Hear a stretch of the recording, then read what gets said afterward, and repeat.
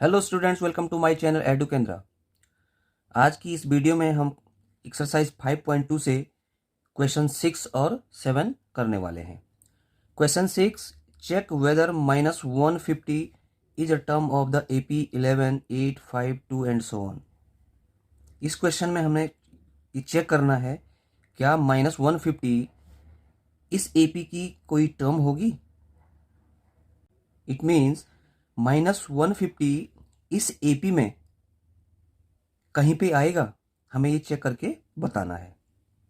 तो अगर ये इस AP की टर्म होगी तो वो n की वैल्यू पे डिपेंड करेगी। ठीक है, कोई भी टर्म उस किसी भी AP की होती है तो n की वैल्यू पे डिपेंड करती है, क्योंकि n की वैल्यू एक नेचुरल नंबर होना चाहिए, एक काउंटिंग नंबर होना चाहिए। ठीक है, तो चेक करते हैं। पहले सबसे पहले लेट करते हैं। लेट सपोज AP क्या है आपकी 11 है, 8 है, 5 है, 2 और यहीं पे बहुत सारे इसमें नंबर हैं। क्या 1 -150 इसकी कोई टर्म होगी? तो late -150 is the nth, let -50 is the nth number of this AP. So an equals to -150 और a हमें गिवन है। a इस AP का पहला नंबर होता है, a 11 है। d हम फाइंड करेंगे a2 -a1 से, तो ये a2 a3 a4, तो a2 -a1। उसी टाइप से ये an क्या हो गया, 150 हो गया। a2 8, a1 11, तो यहाँ से d क्या आ गया, -3, तो d यहाँ से आ गया d इक्वल्स टू -3। और किस नंबर की टर्म होगी? अगर ये टर्म होगी तो टर्म n इक्वल्स टू हमें यहाँ फाइंड करना है। तो मेरे पास क्या क्या है, a मेरे पास है, d -3 है, n मुझे फाइंड करना है और an -150 है। तो मैं इन सारी वैल्यूज को फॉर्मूले में पुट कर देता हूँ। nth टर्म फाइंड करने का फॉर्मूला है an equals to a plus n-1 into d. an given है -150 इक्वल्स टू a11, n हमें फाइंड करना है एज इट इज रहेगा, और -3, d क्या है, -3 है। अब यहाँ देखिए 11 को लेफ्ट हैंड साइड लेके आएंगे तो ये क्या हो जाएगा, यहाँ प्लस हो, सॉरी माइनस हो जाएगी, प्लस था माइनस हो जाएगा, तो -150 -11 equals to n-1 into -3। -150 -11 -161 equals to n-1 into -3। यहाँ पे आप -3 मल्टीपल में है, इधर आके डिवाइड में चला जाएगा। -161 divide by -3 equals to n-1। यहाँ से देखिए माइनस माइनस कैंसिल।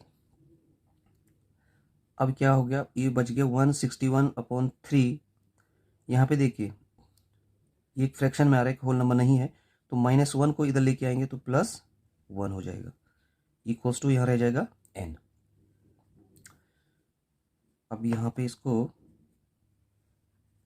अब दोनों का एलसीएम लेंगे, 1 और 3 का एलसीएम 3, 3 1 जा 3, 161 एज इट इज, प्लस 1 3 जा 3, 3 1 जा 3, 161 प्लस 3 164 डिवाइड बाई 3। तो n की वैल्यू देखो यहाँ पे। अब ये देखो, ये नंबर क्या डिवाइड हो रहा है 3 से, 3 5 जा 15, 1 14 डिवाइड नहीं हो रहा है, तो n की वैल्यू n इक्वल्स टू 164/3। तो n मेरा यहाँ पे फ्रैक्शन में आ रहा है। चाहे आपको डिवाइड कर लो, इसको फ्रैक्शन में ही रहेगा या डेसिमल में होगा ये। तो यहाँ पे मैं आपको एक चीज़ बताता हूँ, वो आपको याद रखना है, बहुत इंपॉर्टेंट क्वेश्चन है ये, और ये आपको याद रखनी है। एन कभी भी फ्रैक्शन में नहीं होता है, ना नेगेटिव होता है। एन एक काउंटिंग नंबर है। सपोज मैं आपको एग्जांपल बताता हूँ कि आपके क्लास में 20 स्टूडेंट्स हैं, तो आप कैसे काउंट करोगे? आप काउंट करोगे 1 2 3 4 5 6 7 और 40। आप ऐसे काउंट थोड़ी करोगे कि वहाँ क्लास में -20 स्टूडेंट्स है, या हमारी क्लास में 1/2 स्टूडेंट्स है, या फ्रैक्शन में थोड़ी बोलोगे कोई नंबर। स्टूडेंट्स को फ्रैक्शन में नहीं काउंट करोगे ना, नेगेटिव में काउंट करोगे। तो एन की वैल्यू कैसे होगी? एन की वैल्यू किस पे डिपेंड करेगी? The value of n never be a fraction, first. दूसरा, the value of n never be a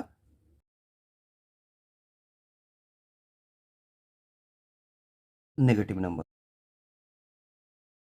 negative number. तो एन की वैल्यू क्या आ गई? तो आंसर राइट कर लेते हैं यहाँ से। Therefore -150 will not be a term of this AP answer,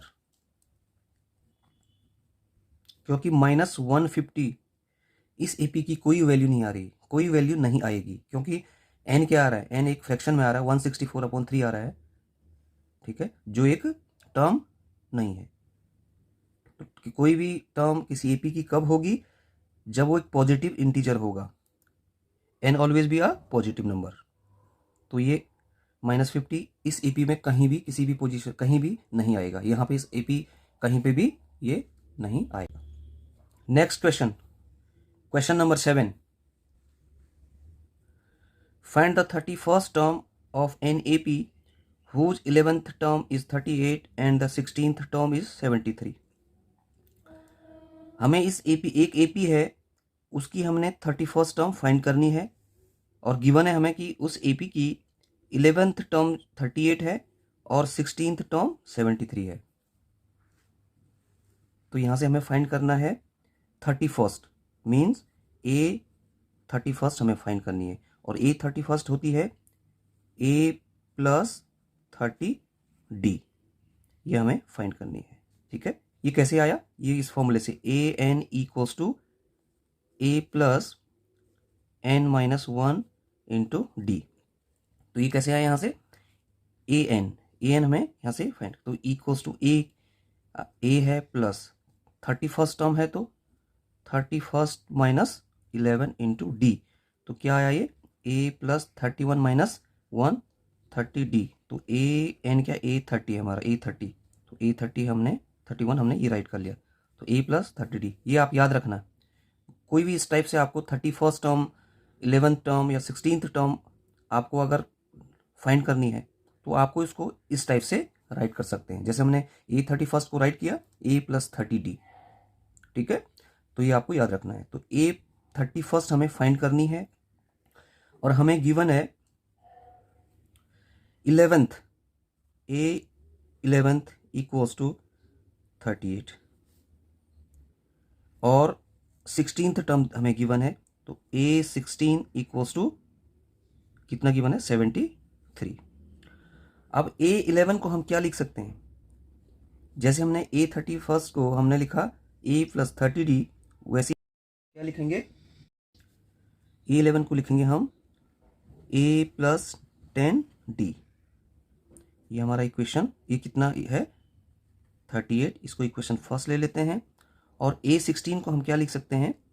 A16 को हम लिख सकते हैं A + 15D, which is equals to 73। इसको इक्वेशन सेकेंड ले लेते हैं।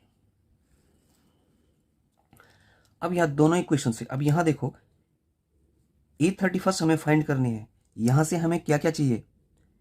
A और D। अगर हमें A और D की वैल्यू मिल जाए, तो हम A31st को फाइंड कर लेंगे। यहाँ से हम A और D की वैल्यू इसमें पुट करेंगे, और हमारा A31st निकल जाएगा।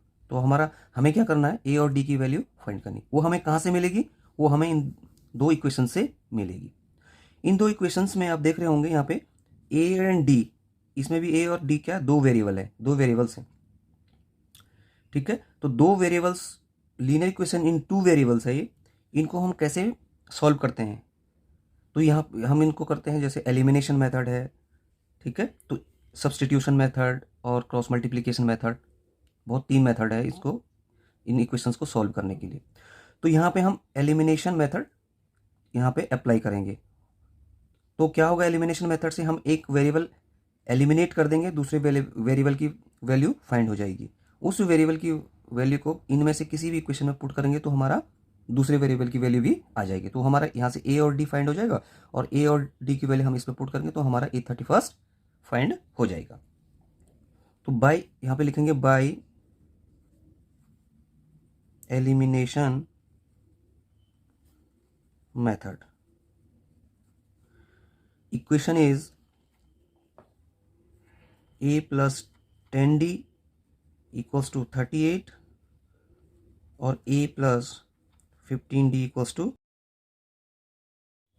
जब हम एलिमिनेशन मेथड अप्लाई करेंगे तो साइन यहाँ पे चेंज हो जाते हैं, यहाँ पे प्लस था तो माइनस, यहाँ पे प्लस था माइनस, यहाँ पे प्लस था माइनस। तो यहाँ से ए क्या हो गया, एलिमिनेट हो गया, ए कैंसिल हो गया। यहाँ पे 10d है और यहाँ पे माइनस 15d है, तो 15 माइनस 10 5d, और साइन किसका आएगा, क्योंकि 15 बड़ा है तो साइन किसका रहेगा, 15 का रहेगा। अगेन 73 माइनस का है, 38 प्लस का है, तो क्या आएगा, यहाँ पे 35 आ गया, लेकिन माइनस 73 के आगे माइनस है, क्योंकि 73 बड़ी डिजिट है, बड़ा नंबर है, इसलिए ये क्या रह गया, -35 हो गया। अब यहाँ से d की वैल्यू निकालेंगे, d इक्वल्स टू क्या हो जाएगा, 35/5, दोनों माइनस के थे, माइनस से माइनस कैंसिल, 5 7 जा 35। तो यहाँ से d क्या आ गया, d इक्वल्स टू 7। तो d की वैल्यू मेरी यहाँ से आ गई। अब मैं d की वैल्यू को इनमें से किसी एक इक्वेशन में पुट करूँगा। मैं फर्स्ट इक्वेशन में पुट कर देता हूँ, तो यहाँ से लिखते हैं putting d equals to 7 in equation first, we have first equation is a plus 10d equals to 38, a plus 10 into d की वैल्यू 7 इक्वल्स टू 38। यहाँ से a प्लस 10 7 जा 70 इक्वल्स टू 38। अब a इक्वल्स टू, यहाँ क्या करेंगे, यहाँ से 70 को इधर लेके आएंगे, तो 70 उधर जा करके माइनस हो जाएगा, तो a इक्वल्स टू 38 तो पहले से ही था, -70। तो यहाँ से a कितना आ गया, a इक्वल्स टू कितना आ गया, 70 माइनस का है और 38 क्या है, प्लस का है, तो कितना हो जाएगा, 32। 10 में से 8 माइनस हुआ तो 2, यहाँ पे 6 माइनस 3 आता, तो और साइन क्या रहेगा, माइनस, क्योंकि 70 के पीछे माइनस है, 70 बड़ी डिजिट है। तो यहाँ से मुझे ए भी मिल गया और डी भी मिल गया, दोनों मुझे मिल गई। अब मैं क्या करूँगा, दोनों की वैल्यू को किसी एक इक्वेशन मुझे फाइंड करना है मुझे, क्योंकि A31 फाइंड करने को a प्लस 30d होता है, A31 a प्लस 30d है। यहाँ से मैं A31 इक्वल्स टू ए की वैल्यू पुट कर दूँ, ए की वैल्यू है -32 प्लस 30 इंटू डी की वैल्यू है 7, ठीक है। अब यहाँ से निकाल लेते हैं, A31 इक्वल्स टू -32 प्लस 30 को 7 से मल्टीप्लाई कर देंगे, 7 0 0, 7 3 जा 21। A31 इक्वल्स टू 210 और -32, यहाँ पे कर लेते हैं, 210 और 32 को माइनस करते हैं, 10 माइनस 2 8, यहाँ पे रहा 0, 10 माइनस 7 10 माइनस 3 7, और यहाँ पे रहा 1, तो 178 आ रहा है, कितना आ रहा है, 178। और अब देखो A31 मेरी क्या निकल गई, 178। इस AP की 31 टर्म क्या होगी, 178 होगी। तो राइट कर लेते हैं, therefore the 31st term of this AP equals to 178। ये क्या हो गया, आंसर। ठीक है, ये क्वेश्चन फिनिश हो गया। तो ये कुछ नहीं है, इनमें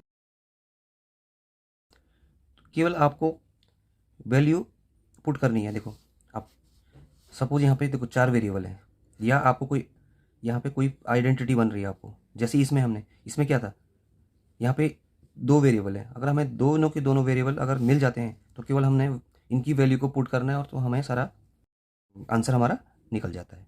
तो आई होप आपको ये दोनों क्वेश्चंस अच्छे से समझ में आए होंगे। फिर भी अगर आपको कोई डाउट है तो मुझे कमेंट बॉक्स में कमेंट करें।